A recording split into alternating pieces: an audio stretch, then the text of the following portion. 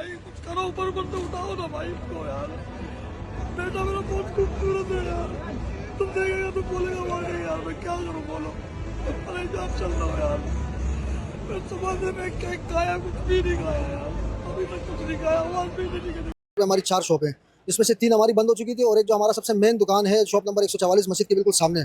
तो हमारा daily basis की तरीके से उसी तरीके से जब सारे भाई कजन जो है ना वहीं पे इकट्ठे होते हैं, तकरीबन यही कोई 10 सवा 10 साढ़े 10 बजे का ऐसा कोई टाइम था जब आग लगी थी। हम तकरीबन उसके 10 से 15 मिनट के बाद हम भी वहाँ पे ऑन द स्पॉट पहुँच चुके थे। तो जब उसमें ये हुआ कि हम जब मार्केट में पहुंचे तो देखा तो मार्केट की सारी गेटें तकरीबन बंद होती है। हमारी मार्केट की टोटल 26 गेट है, 26 में से हमारी 24 गेटें जो है ना 10 बजे के करीब हमारी बंद हो जाती है। सिर्फ 2 रास्ते खुले होते हैं, एक मस्जिद वाला जो रास्ता है इसी लाइन पे आ गया था, वॉशरूम है उसके साथ सीढ़ी लगी, एक वो रास्ता खुला होता है और एक रैंप वाला रास्ता जहाँ से गाड़ियाँ ऊपर नीचे आती जाती है।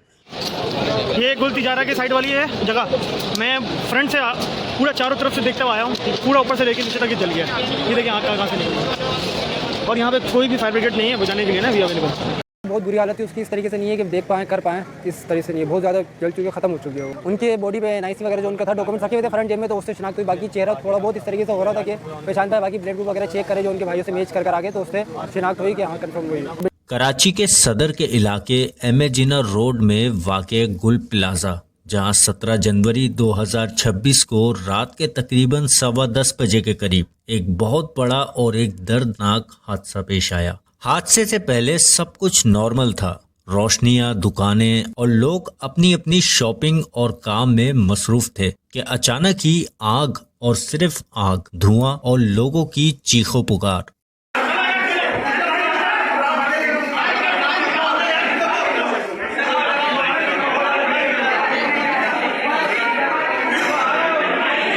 गुल प्लाजा कराची का एक बहुत बड़ा बिजनेस हब माना जाता है, जहां तकरीबन 1200 से 1400 के करीब शॉप्स मौजूद थीं और रोजाना हजारों लोग बिजनेस, शॉपिंग और होलसेल ट्रेड के लिए आते थे। लेकिन वहां ऐसी आग लगी कि पूरी बिल्डिंग कब्रिस्तान बन गई। ट्रेड का साइज इतना बड़ा था कि आग लगने की वजह से जो इकोनॉमिक लॉस हुआ वो अप्रोक्सीमेटली 100 बिलियन यानी 1 अरब तक काउंट किया जा रहा है। अब तक की ऑफिशियल रिपोर्ट के मुताबिक गुल प्लाजा में आग लगने के वाकये में 28 लोग अपनी जान से हाथ धो बैठे, 85 लोग अभी भी लापता हैं और जबकि 20 से ज्यादा अफराद को जिंदा रेस्क्यू कर लिया गया है। रेस्क्यू ऑपरेशन अभी भी जारी है। लेकिन अब सबसे बड़ा सवाल ये नहीं कि आग लगी क्यों, सबसे बड़ा सवाल ये है कि आग इतनी फैली क्यों, लोग बाहर क्यों नहीं निकल पाए, फायर सिस्टम कहाँ था और कराची में सेफ्टी का ऑडिट होता भी है या नहीं।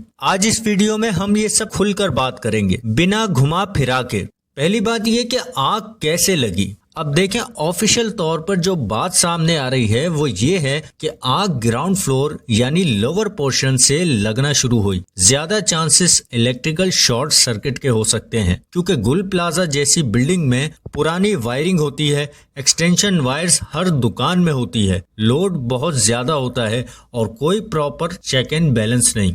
और जब आग लगी तो प्रॉब्लम सिर्फ आग नहीं थी, प्रॉब्लम ये थी कि अंदर सामान क्या रखा हुआ था, कपड़े, प्लास्टिक, फोम, कर्टन्स, बॉक्सेस, यानी आग को जो चीजें चाहिए थी वो सब वहां पे मौजूद थी। इसलिए आग ने सेकंडों में कंट्रोल ही छोड़ दिया। अब बात आती है कि आग इतनी तेजी से क्यों फैली। अब यहाँ से असल गेम शुरू होता है। नॉर्मल बिल्डिंग्स में क्या होता है कि फायर अलार्म बजता है, स्प्रिंकलर चलते हैं, लोग अलर्ट हो जाते हैं, फायर को शुरू में ही कंट्रोल कर लिया जाता है। अब गुल प्लाजा में क्या था, ना तो वहाँ वायरिंग अलार्म का कोई सिस्टम था, ना स्प्रिंकलर सिस्टम, या तो था ही नहीं या था तो काम नहीं कर रहा था। स्मोकिंग डिटेक्टर नहीं थे, फायर डोर्स मौजूद नहीं थे, यानी आग लगने के बाद लोगों को पता ही नहीं चला कि अंदर आखिर क्या हो रहा है। और जब आहिस्ता आहिस्ता लोगों को पता चलना शुरू हुआ तो उस वक्त तक बहुत देर हो चुकी थी। अब क्योंकि हर बिल्डिंग में फायर एग्जिट्स होते हैं, ये पार्ट बहुत ही सीरियस है।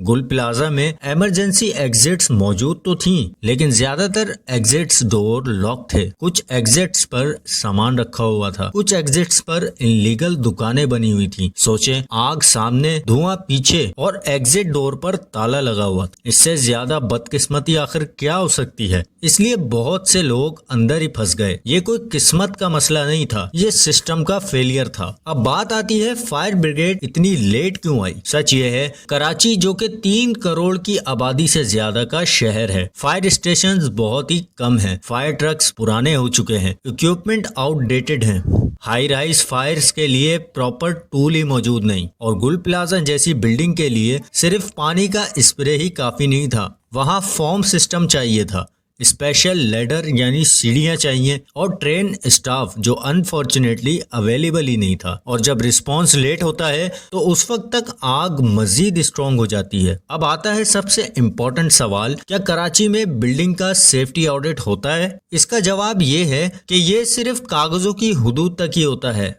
और इससे ज्यादा नहीं। रूल्स के मुताबिक दुनिया के ज्यादातर मुल्कों में कमर्शियल बिल्डिंग्स का फायर सेफ्टी ऑडिट कम से कम हर साल में एक मर्तबा लाजमी होता है, लेकिन एक हाई राइज प्लाजास और मॉल्स में हर 6 महीने बाद सेफ्टी चेक किया जाता है। इस ऑडिट में फायर एग्जिट्स, अलार्म और इमरजेंसी सिस्टम को प्रैक्टिकली तौर पर टेस्ट किया जाता है, जिसमें कमर्शियल बिल्डिंग का फायर ऑडिट होता है, इमरजेंसी एग्जिट्स चेक होते हैं, वायरिंग चेक होती है, फायर सिस्टम टेस्ट होते हैं। लेकिन असल में यहाँ क्या होता है वो मैं आपको बताता हूँ। सालों साल तक कोई इंस्पेक्शन नहीं होती, सिर्फ फाइल कंप्लीट होती है, इन्फोर्समेंट बिल्कुल जीरो रहती है। गुल प्लाजा के केस में भी कोई क्लियर रिकॉर्ड नहीं मिलता कि रिसेंट फायर सेफ्टी ऑडिट आखिर कब हुआ था, और जब ट्रेजेडी हुई तब याद आया कि यहाँ ऑडिट भी होना चाहिए था। अब एक और कड़वा सच है, गुल प्लाजा की बिल्डिंग जितनी कंस्ट्रक्शन के लिए अप्रूव हुई थी सिर्फ उतनी पर ही काम खत्म नहीं होता, बल्कि वहाँ extra shops, corridors band, exits narrow,